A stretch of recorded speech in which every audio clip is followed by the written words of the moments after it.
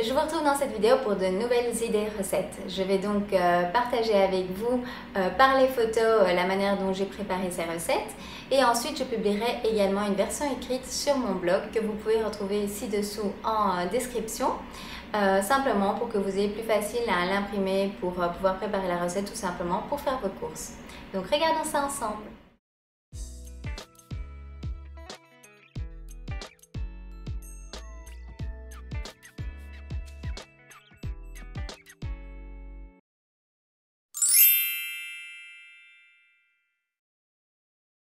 Pour cette soupe de potiron à la coco et au gingembre, vous aurez besoin d'un tiers de potiron en purée, 200 ml de lait de coco allégé, un morceau de gingembre frais, du gingembre en poudre, un cube de bouillon de votre choix, un oignon, une gousse d'ail, de l'huile d'olive, du sel et du poivre. Vous avez deux possibilités pour cuire votre potiron.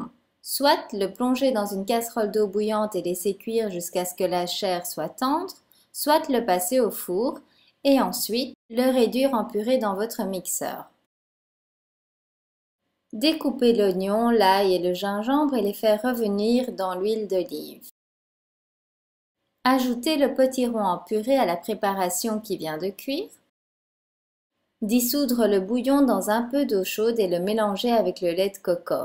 Versez cette préparation dans la casserole tout en la mélangeant avec le potiron. Rajoutez un peu d'eau chaude à cette préparation en fonction de l'épaisseur souhaitée de la soupe. Ajoutez un peu de sel, de poivre et de gingembre en poudre selon votre goût. Couvrir et laisser mijoter à feu doux pendant 5 à 10 minutes. Vous pouvez soit consommer la soupe de cette manière et vous aurez de quoi mâcher, soit la passer au mixeur comme je l'ai fait pour avoir un velouté exquis. On aurait dit un plat servi en restaurant tellement c'était bon. Je vous conseille vraiment d'essayer cette recette de soupe au potiron à la coco et au gingembre.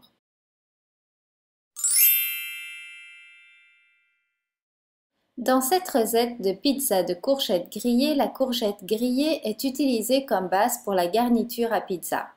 Tout ce que vous aimez mettre sur votre pizza pourrait être cuit sur le dessus d'une épaisse tranche de courgette grillée.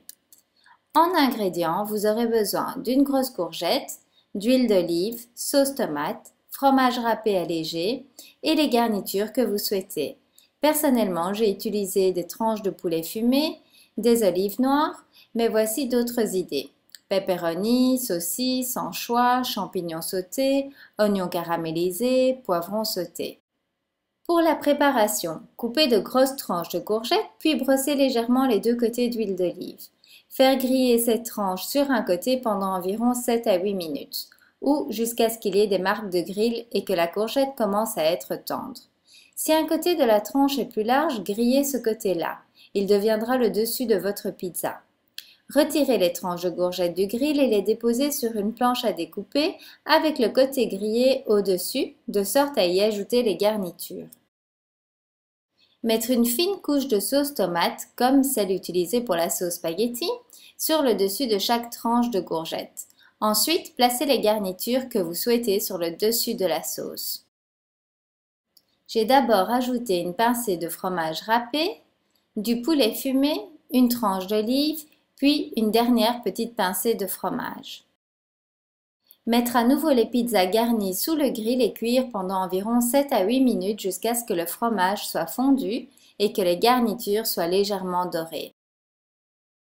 Il vous suffit à servir chaud. Cette pizza de courgettes sera un succès à la fois pour les adultes et les enfants qui aiment la pizza. Et voilà, j'espère que ces idées recettes vous ont plu. Ici, toute la famille a adoré, c'est vraiment simple mais c'est vraiment très bon. Si vous avez des questions, des suggestions, n'hésitez pas à me laisser ci-dessous.